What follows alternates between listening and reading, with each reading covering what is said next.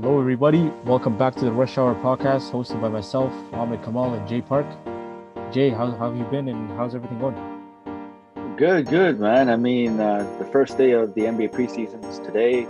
I'm actually caught a little bit of the start of the Hawks and Magic game, and it's just good to see players out there on the court competing and just ready to get things going. And, we're just 11 days away from the regular season.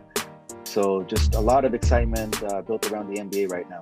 Yeah, I've got to admit, man, your boy Obi Toppin that you did a draft analysis with and a few pods back. He's doing some dirt, man. He got 9 points. He's the highest leading scorer for the Knicks against the Pistons, and he's looking good out there, man. Maybe he makes up for the Knicks missing on Zion. But yeah, let's. We're planning on doing a full division review and focus on both conferences, obviously, and give our thoughts and have a review of the season and what our expectations are for this short season. But before we do that, let's get into some NBA news regarding players. So the Los Angeles Clippers signed Paul George to a maximum 4-year, $190 million maximum extension.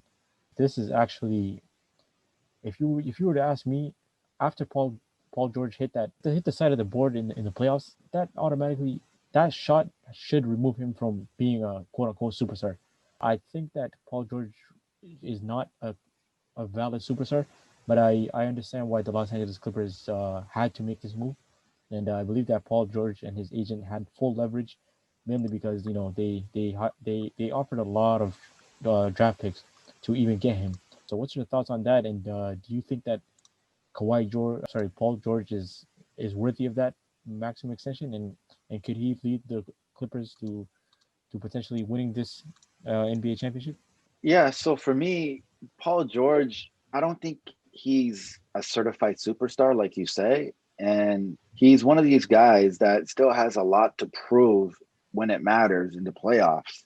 So the Clippers signing him to a max extension and locking him in for long term is good on them because, like you just said, they had to give a lot of their future up to even get the guy just so that they can secure Kawhi coming over to LA. But will that be enough? And will he be enough to take them over the hump and actually be serious title contenders once again, like they were predicted last year? As of right now, I don't think so. Last year, they were probably arguably the better team in LA between them and the Lakers, but they obviously had the biggest choke job last year in the playoffs in the bubble. But right now, the Lakers are clearly the better team, way head and shoulders above the Clippers. So I think maybe they'll get to the second round. Maybe if they're fortunate, get to the conference finals, but they'll not be able to advance the finals. And I would say to anyone, you know what, if you had to bet the house, you could bet the house that they're not going to finals. So on the All the Smoke podcast, he told Steve Jackson and Matt Barnes that Doc Rivers didn't utilize him properly, and that he was the main reason why he didn't play well, and he complained because Doc Rivers treated him or used him like he did with Ray Allen back in '08 with the Boston Celtics. But all I gotta say about that is, first of all, that's not even an offense to be used like Ray Allen. I don't think that it's actually Doc Rivers' fault that you hit the side of the backboard. But do you think that with Ty Lue, a new coach, a new voice, new blood leading the team, that Ty Lue could utilize him properly and he could actually get that jump? Oh, he also mentioned that he's back with his personal trainer that he had when he had that MVP season, quote unquote. Do you think that Ty Lue's gonna actually push him to potentially improve this season? I don't think there's going to be too much of a difference in terms of how he plays or the numbers that he's going to produce because Ty Lue and Doc Rivers, like they're coming from like the same tree of coaching. It's not like one's drastically different from the other. It's not like you go from Doc Rivers to Mike D'Antoni. So for me, I think Paul George should be able to play better. He certainly can also get worse, but I think he's going to improve marginally, but it's not going to be enough for him to even be in the MVP competition, in the MVP conversation. That's reserved for the likes of Kawhi, KD, LeBron, these guys who are the certified superstars of the league, which Paul George is not. And for him to blame coaching for how he played, yeah, coaching matters and it does have its value on, either as positive or negative to the team and how they perform, but the players play at the end of the day, and it's a players' league. And like you said, like Doc Rivers had nothing to do with him, shooting to the side of the backboard or shooting very poorly in the playoff games when it mattered. That has nothing to do with Doc Rivers. That's just Paul George and how he was able to perform. You can't say injury, you can't say anything else. No, everyone in the bubble had to deal with the same expectations, the same situation, the same circumstances that all the other teams that were invited to the bubble and had to play, especially going into the playoffs, had to deal with. So Paul George, like he's just trying to find an excuse and point the finger at someone else or something else other than himself, which is to me that's just a little bit pathetic. Yeah, I agree. Moving on to James Harden rumors. So, like we both know, and everybody knows that James Harden requested a trade to be out of Houston, and Houston did not budge. Their GM said that they're willing to get uncomfortable with the situation. So Harden actually backfired, and he showed them that he can get uncomfortable too. So he was in Atlanta partying with the rapper Lil Baby, and then he hopped on his private jet, went to Las Vegas. He partied at Dre's nightclub. Apparently, he was throwing money at strippers. There was not even a single mask in sight. This man literally wants out of Houston. But he did eventually show up to Houston, and he did get tested. And we're expecting him to show up within the next few hours, actually, before this preseason starts. So he is officially reporting to the team. But the negotiations between Houston Rockets and the first two rumored teams, which are the Philadelphia 76ers and Brooklyn Nets, are not going too well. But now Shams Charania of The Athletic reported that there's two new preferred destinations for James Harden, and that's the Milwaukee Bucks and Miami Heat. What's your thoughts on those two potential teams that are actually popping up and interested, or actually James Harden is focused on? And do you think that since the Clippers, sorry, since the Bucks and Miami Heat are more focused on getting him, they could actually pull this off over Brooklyn and the 76ers? I think any of those four teams, because they're all in the East, he being James Harden would have an easier route to getting to the NBA Finals than if he were out west, because what we just seen out west, and the West has always been the toughest conference for the longest time now. So for me, I would suggest that any of those four would be a better fit and a better situation than what the Houston Rockets have going on for James Harden right now. So if I was Harden, I'd be happy going to the Bucks, joining up with Giannis. I'd be happy going to the Nets, obviously, being there with KD. I'd be happy going to Miami and teaming up with Jimmy Buckets and Bam. I'd be happy to going to Philly and teaming up with Embiid, because all of those four teams have better situations, better environments, better teams, better players than what the Houston Rockets have right now. So I mean, it's funny that Jimmy Butler actually liked a post on Instagram, Yeah, I saw that. looking at Yeah. James Harden saying that he's expanding his list of teams to include the Miami Heat. But for me, I mean, it's honestly any of those four teams would just be a better. It's a win-win situation for Harden if he just gets out of Houston, because I think right now the way that the team is constructed in Houston, Rockets, they not going anywhere. Like I don't think anybody in the right mind would say like they're gonna make it to the finals or they're gonna win the chip. There's no way. There's at least four teams that are head and shoulders way above the Rockets at this point in the West. Decisions have to be made soon, to be honest. Time's running out. Milwaukee Bucks have to impress Giannis somehow. So I do personally think that the Bucks, especially after they're missed out on Bogdanovich, they're gonna have to pull a miracle and try to get Harden somehow and make this thing work. Move on with the team reviews and what are our expectations for the NBA this season. But let's focus on today for the Atlantic Division. The Atlantic Division is really packed this season. You got the Toronto Raptors, the 2019 NBA champs, the Boston Celtics after maxing out Jason Tatum. You got the Philadelphia 76ers after the addition with Danny Green and Dwight Howard. And you got the Brooklyn Nets with a healthy KD, a healthy Kyrie, supposedly. And an exciting young core with the New York Knicks and your man, Obi Toppin. So let's start off with the Toronto Raptors, obviously, Team Canada. I hate to say it, but they're playing in Tampa Bay. and I noticed that they got a new temporary logo. I'm just hoping they don't kick them out of Canada, man. And we need them. We need them back. But we know with the pandemic happening right now, the Raptors are unfortunately not going to play in Toronto. So with the Toronto Raptors, we got Serge Ibaka did not re-sign with the Raptors. He got he chose the Los Angeles Clippers over the Raptors, and same thing with Marc Gasol. He moved to the Los Angeles Lakers, and the Raptors had to retaliate and get a replacement center, and that's when they had to sign Aaron Baines and Alex Len. And within the draft class, they drafted Malachi Flynn with the 29th overall pick. He's a combo guard out of San Diego State, and we know who San Diego State produced, your man Kawhi Leonard. So, what's your thoughts on the Toronto Raptors overall, and do you think with the addition of Malachi Flynn and Aaron Baines, that the Raptors could they be stable this season? Is a good explanation. We obviously know without Kawhi, the team was not the same, but will they still be competitive, or could they potentially slip out of the ninth and tenth seed? Like, what do you see for the Raptors going into the season?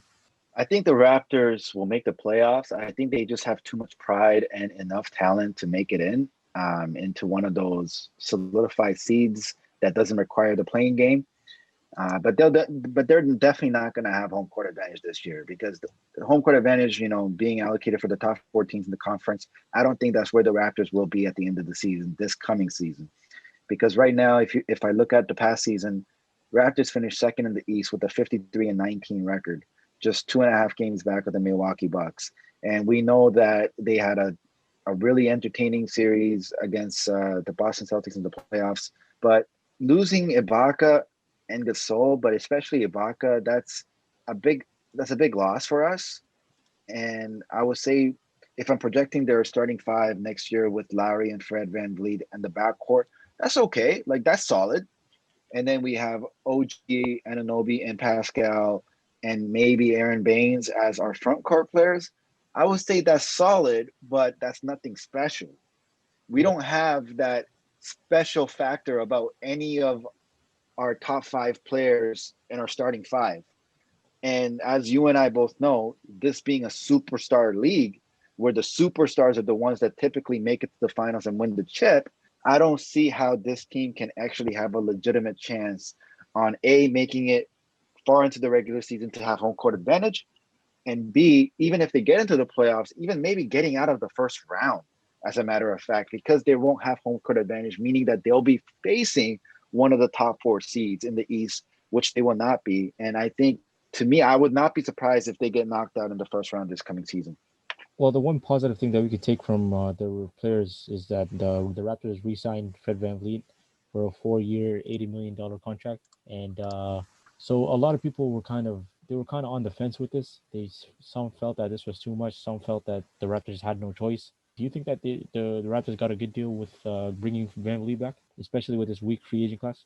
I think it's just what they had to do because if they lost Van Vliet, who from the Raptors would be able to fill his role? Definitely I not Terrence Davis with those assault with it, charges. Yeah, yeah, with the legal matters that he has to deal with right now, definitely not him. yeah. I would also say definitely not Norman Powell. So who else that's like a two guard or a one guard or Well, I like a guess. combo guard Well, I can guess. be able to step up to fill Van Vliet's shoes? The way that Van Vliet performed last year. I mean, Van Vliet really took off last year. Yeah. So the expectation is on him to perform just as well, if not better, this year because he got that new deal. So without him, our backcourt depth would be jeopardized, and it would definitely be not as not as good as having him back the court with Larry. So to me, I think the Raptors they just had to do what they had to do, and giving him that money, I think is what the market would have demanded of him anyways. So I don't think that they, quote unquote, overpaid the man. I think it's just what the market value is for somebody like him in this very limited free agency class. Yeah, and another thing to note is that Norman Powell and OG Ananobi are towards the final.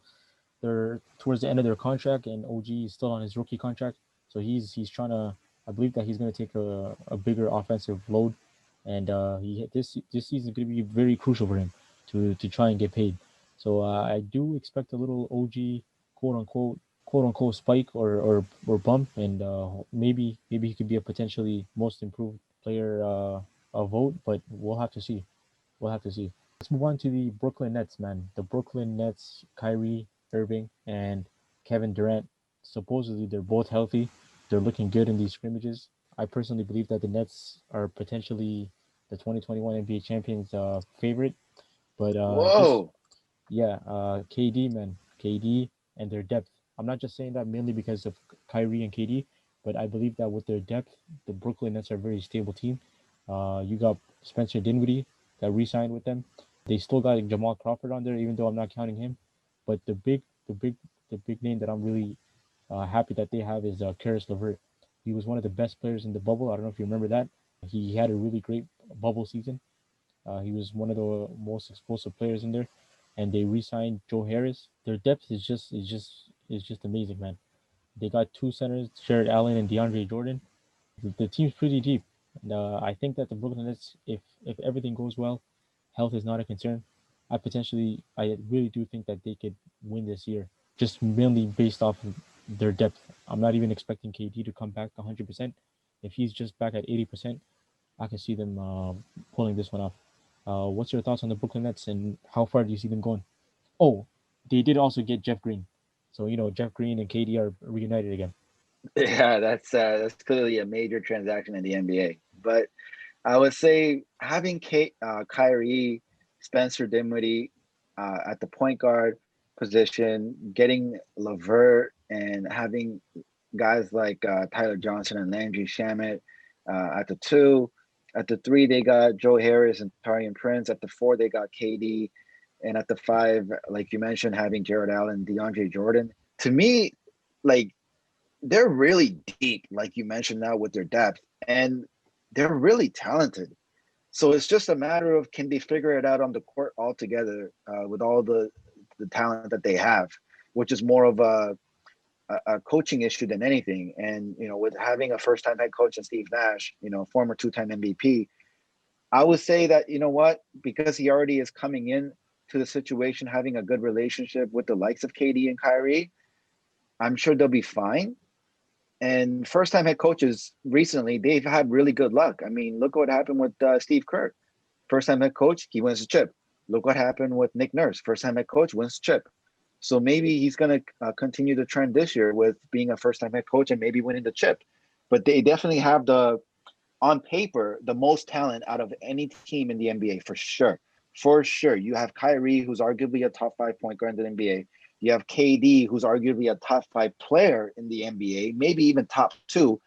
Even having a 70%, 80% of what the KD that we know, having a 70%, 80% of version of that is still a superstar because the man is a walking bucket. I mean, even if he's hopping on one leg, like we've seen in the NBA Finals when he was going against the Raptors, he was basically unguardable and unstoppable before he went down, Yeah, even when he was kind of hobbled. So that to me, in my own personal opinion, I believe he's like the greatest scorer in all of NBA history, just because how tall he is, how lengthy he is, and what he's able to do anywhere on the floor. and But he doesn't depend on putting pressure on his body. Like he's a walking bucket. Like he walks around, lifts his arm up, and the ball just goes in. He's not like a Zion or a LeBron where they depend on their durability of their body. exactly, exactly. So that's why I think they're going to be fine. And to be honest, like you said, I believe that the Nets are heavily favored to coming out of the East because their main competition is, if I'm just looking at the conference, is you got the Bucks, okay, you got the Celtics, okay, you got the Heat, and you got the 76ers. To me, those are probably the upper echelon of teams that the Nets are probably going to have to face deeper and deeper into the playoffs as they chase towards that spot, securing the spot to represent the East in the NBA Finals. Just having KD himself, I mean, with that deep team, but also having Kyrie, provided that they're all healthy, like you say, I think they're going to be repping the East come the NBA Finals next year. Yeah. There's also reports that Kyrie Irving and the Brooklyn Nets have both been fined $25,000 for just mainly because Kyrie didn't want to show up to the media availability.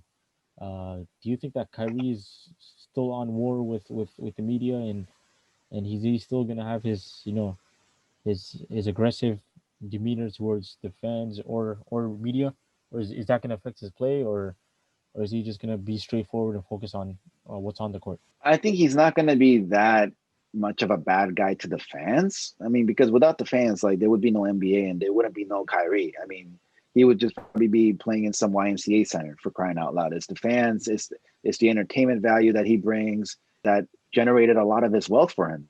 I mean, good on him for succeeding in the highest level of basketball in the world. But with the fans, I think he'll still be professional and he'll try to be as nice as he could possibly be as a human being off the court. But towards the media, I think the media and him always had this tension, this sort of relationship where it's a lot of give and takes of mockery, of bashing, Yeah, of just I just remember when they interviewed him and asked him about LeBron and if he was a great father figure, and and the way that he reacted, that was just hilarious. I don't know if you remember that. I didn't, but like to me, like I go back to when this guy said the earth was flat. You know, it's Yeah, just that this guy says a lot of things that just generates a lot of buzz for the media and as well as social media for the fans all over the world. I mean, the latest thing that I saw in the news was he saying something like he doesn't talk to pawns. Like, come on, man. Like, those things are gonna be made public and people are gonna talk about him and things like that. Like, just yeah. Kevin Love reacted to that. that's why to me, I think he said earlier, I think either last month or maybe earlier on this month that he's just gonna let his play on the court do the talking for him. So if that's the case, then Kyrie, you better be performing as like a top 10 player in the NBA when the regular season starts and actually stay healthy for once. Otherwise, more people are going to be on your case and saying, "Look, you're not talking to the media, you're being a bad influence, and you're not even performing well on the court. So you're not a superstar. You shouldn't even be an all-star." And people will start like negatively viewing him as like this nuisance in the league. So I think the only way he can win in the situation is he has to play really well. And I think he's more than capable of doing so, but it's just a matter of, you know what, him staying healthy and him able to show us what he can do in a dominant fashion on a consistent basis. Yeah. All right. Let's move on to. I'm gonna try to keep this balanced. Let's go on with the New York Knicks, man. We can make this quick if you want. The New York Knicks. The New York Knicks. No improvement whatsoever on the roster this season. But they do have an exciting rookie that they drafted, Obi Toppin. He's having a great game right now, actually. While we're recording this against the Detroit Pistons, he has 11 points and 6 rebounds. So he's mainly, I believe, he's gonna have to squeeze his way into being a potential starting power forward because the New York Knicks have like over five of them. So I don't know how that's gonna work. But they got R.J. Barrett and Alfred Payton. They brought Alfred Payton back on a 1 year deal. They got Dennis Smith Jr., who's been almost, I call him a bust by now. He's having a horrible career right now. He just he's been bounced around 3 to 4 teams, and he hasn't shown any drastic improvement overall. And they got Kevin Knox, who potentially people thought that he was actually going to be a great player, and they compared him with Jason Tatum. They actually competed against each other in the summer league, but it's not looking too good for the Knicks right now. What's your thoughts on that? And do you think that they could actually potentially get that 10th seed and make it to the plan, or are they guaranteed for the 14th seed in the East? The Knicks are the Knicks, and they've always been the Knicks. They're not going to be anything but the Knicks. And what I'm saying is, they've always been somewhat of like a bottom of the barrel team in the NBA, particularly in the Eastern Conference. And I don't see any changes from that. For sure, they're not making the playoffs. If anything, they won 21 games last year. I would say maybe they bump that up to 25 if they're lucky, but they're not going to be anything much better than what they were for the past, I don't know how many years. Getting a guy like Obi Toppin is great because he probably has the best potential and the best chance of a player turning into something out of everyone on their roster, including their last year pick in RJ Barrett. No offense to RJ Barrett. But if your best player's name is a guy like Elfrid Payton, or a guy like Kevin Knox, or a guy like Julius Randle, or a guy like Mitchell Robinson, none of those guys are all-star caliber players. No offense to any of them. So without having any all-star caliber type talent on your roster, there nobody can actually place any sort of expectations on that team because who do you have? I mean, it doesn't matter who you have on the bench that's coaching you guys as players. It's who do you have on your team that's actually able to, put on the uniform and go to the game and actually play on the court.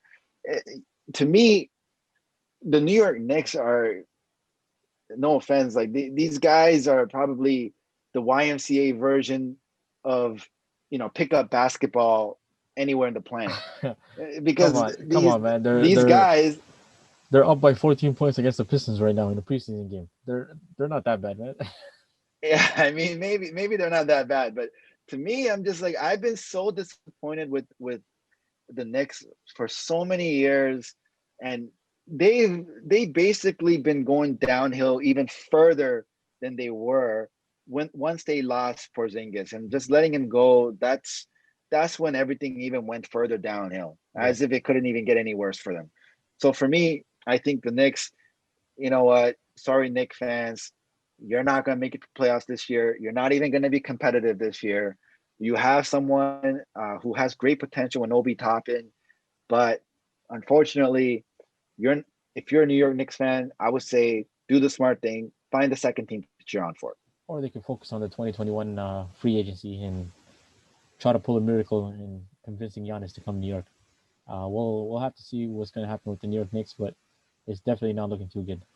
Let's move on to the Boston Celtics. The Celtics are one of the major contenders for making the Eastern Conference Final, or actually the NBA Final. It depends on how high your hopes are for the Boston Celtics. So they ended last season by making it to the Eastern Conference Finals. They lost to the Miami Heat 6 games. That was a very big disappointment from the Boston Celtics because they had major expectations in facing the Lakers in the finals, but that didn't happen. But they did manage to get Tristan Thompson over from the Cleveland Cavaliers, in addition to Jeff Teague, just so that they could have a little bit more depth within their lineups. So they retained Kemba Walker is still there, Marcus Smart, Jeff Teague, Carson Edwards, and obviously Jalen Brown and Jason Tatum. That's the main core within the team, and also Daniel Theis. Oh, and they did also re-sign Taco Fall to an additional year, and I think that's just for him to be a big bench warmer for them and just to keep the fans excited. But overall, I potentially think that the Boston Celtics are. I think that they will upset the Miami Heat this time. I don't believe that if they do face in the playoffs, they'll let Miami Heat win again. And I do believe that they'll make it to the Eastern Conference Finals with the Brooklyn Nets. So, what's your thoughts on the Boston Celtics, and do you think that they could potentially make it to the NBA Finals, or are they just going to get knocked out in the conference finals again? The Celtics can for sure make a long run, which will lead them to a spot in the NBA Finals. They definitely have the talent and the coaching staff to do so, and their deepest position on their roster is actually the point guard position because of what we know with Kemba Walker and his injury-prone history. So having guys like Kemba Walker, Jeff T, Carson Edwards, Tremont Waters, Javante Green, and Peyton Pritchard, who they drafted this past draft, it means that what Boston is trying to do is at any point, all five players, or at least four players, they want to have ball handlers on the floor.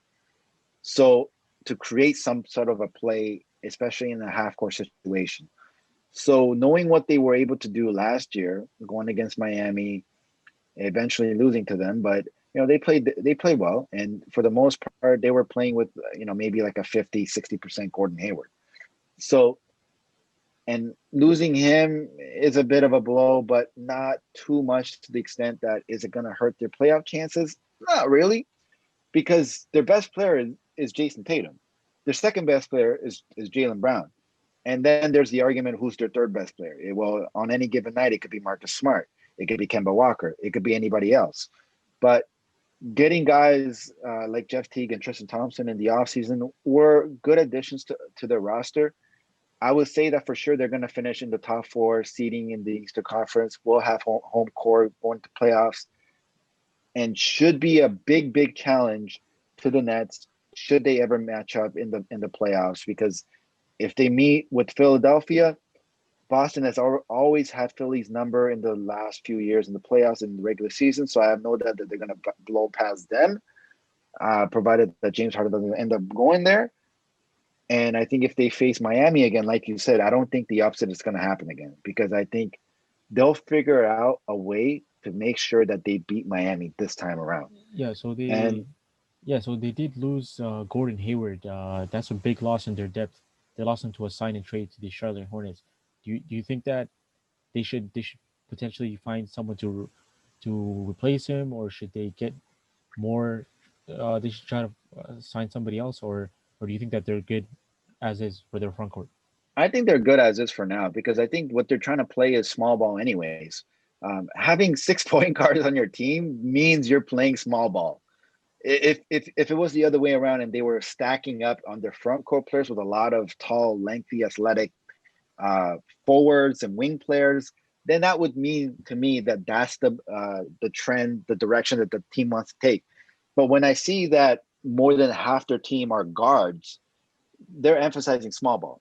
So I think that losing a guy like Gordon Hayward, although it is a bit of a blow, it's not going to be too much of a big detriment that's actually going to hurt their playoff chances for this coming season. But that also tells me that they have huge expectations on Jason Tatum, and also Tristan Thompson.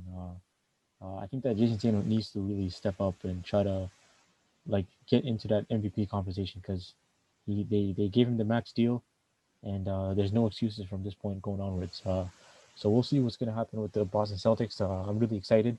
They're always an interesting team going in and out every season. But we'll see what happens. Let's wrap this up with the Philadelphia 76ers. So they signed Dwight Howard and Danny Green in addition to Seth Curry. This obviously gives them more shooting. I'm talking mainly about Danny Green and Seth Curry. So that's only good for Ben Simmons. Ben Simmons is going to have more options to distribute the ball, getting these additional shooters. They did lose Al Horford, and that was actually a good way to offload him, because he had a horrible contract with the team, and it was affecting them. And they drafted an exciting prospect in Tyrese Maxey. People are saying that he's a steal of the draft. They got him for that low of a pick. Uh, so and they still have the rumors with the James Harden. The James Harden rumors are floating around the 76ers.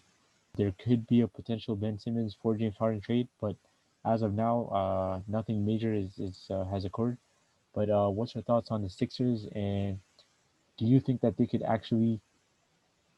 they actually improve from what happened last year? Because I personally think they won't, and I think this season is very crucial for them, especially for Ben Simmons and Joel Embiid, because them two there has been no major success with them, but this season is really important for them, and if they don't do good things in this season, I don't see them one or either one of them lasting with the Sixers. Yeah, so I mean, it's if you look at it, their best chance of actually winning it all and going as deep as they could possibly go in the playoffs was the season that they had Jimmy Butler. And it just, I mean, it took a miraculous Kawhi buzzer beating shot to send them packing and go back home. But ever since that moment in time, the 76ers have always fell short of expectations. Either that's in the regular season with their horrendous road record, or in the playoffs where they just never really had any big success. So this year, everybody was talking about how Simmons and Embiid needs to be surrounded with more shooting. And so the front office were able to do that in the likes of getting Seth Curry and Danny Green, like you pointed out. But will that be enough to catapult them over the likes of the Nets, the Celtics, even the Bucks, maybe even the Heat? Probably not. Probably not. I mean, they will make the playoffs. They might have a chance of grabbing home court, but are they a serious title contender? Would anybody say that they're a better team than the Nets or the Celtics at this point in time? No. So Embiid, Simmons together, no real success to show for it, especially in the playoffs.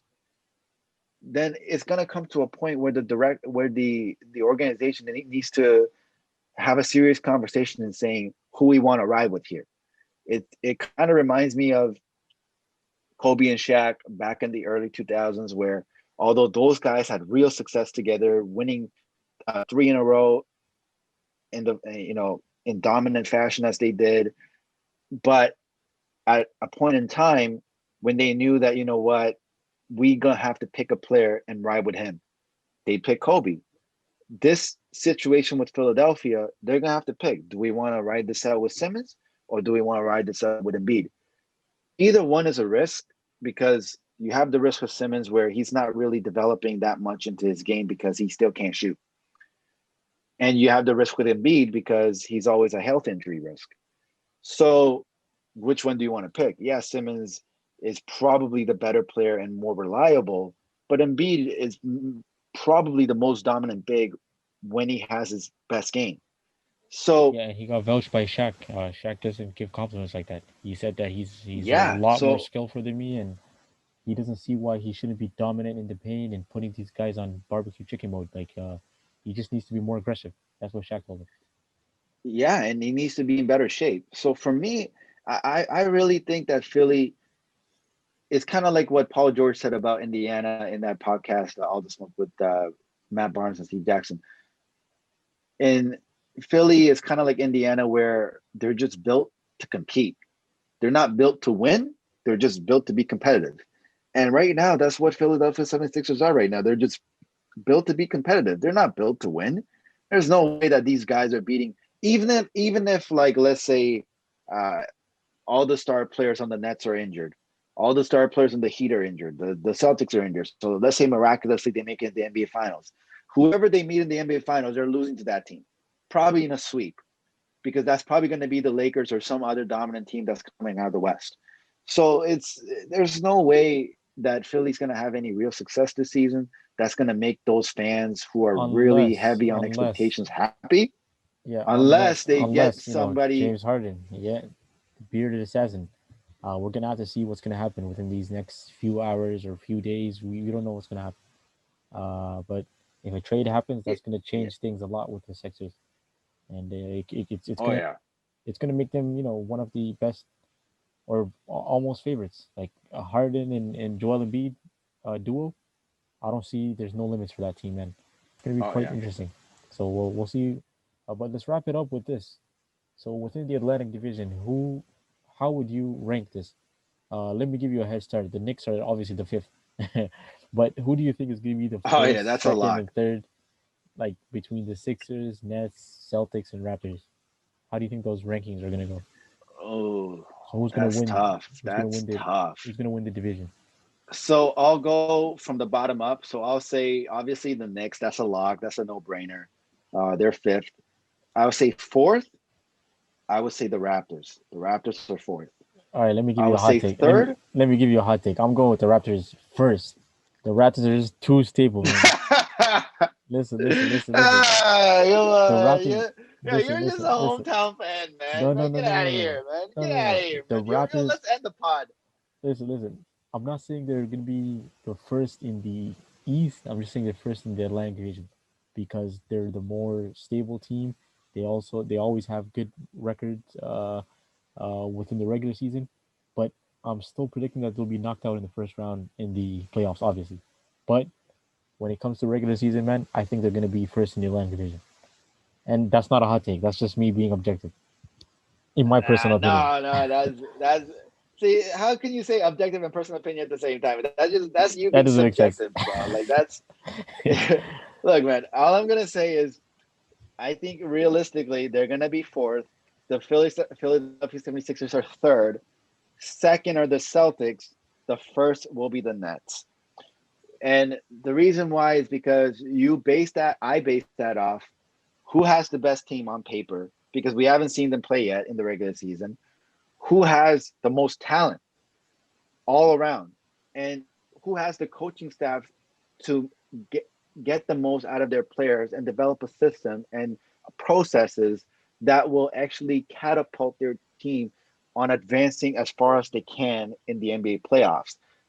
Raptors have great coaching staff.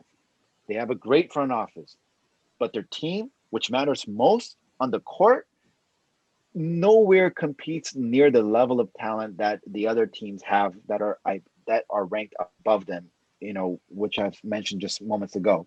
So that's why I think if you're saying the Raptors are going to finish first in the Atlantic, that means that you're automatically placing them in the top four seeds in the Eastern Conference, which means that they'll have home court advantage.